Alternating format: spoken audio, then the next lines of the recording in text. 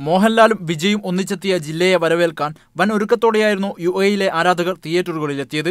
Mohanlal fans അസോസിയേഷന്റെ നേതൃത്വത്തിൽ 20 അടിയുള്ള മോഹൻലാലിന്റെ കട്ടൌട്ടും ശിങ്കാരിമേളവും മറ്റുമായി വൻ ആഘോഷമാക്കുവാനുള്ള ഒരുക്കങ്ങളുമായിരുന്നു ദുബായിലെ ഗോൾഡൻ സിനിമയിലെത്തിയത്. പക്ഷേ സാങ്കേതിക തകരാറ് മൂലം സിനിമ തിയേറ്ററിലെത്താത്തത് ഫാൻസ് അംഗങ്ങളെ നിരാശരാക്കി. ഹൗസ്ഫുൾ ആവാൻ മാത്രം ജനങ്ങൾ സിനിമ കാണാനെത്തിയിരുന്നുവെങ്കിലും നിരാശരായി മടങ്ങി. ആദ്യ ദിനം പ്രദർശനം മുടങ്ങിയത് ഗൾഫിലെ മോഹൻലാൽ ഫാൻസിനെ നിരാശരാക്കിയെങ്കിലും നാളെ മുതൽ ചിത്രത്തെ ഏറ്റെടുക്കുമെന്ന പ്രതീക്ഷയാണ് അവർ പങ്കുവച്ചത്. തീർച്ചയായിട്ടും വിഷമമുണ്ട്.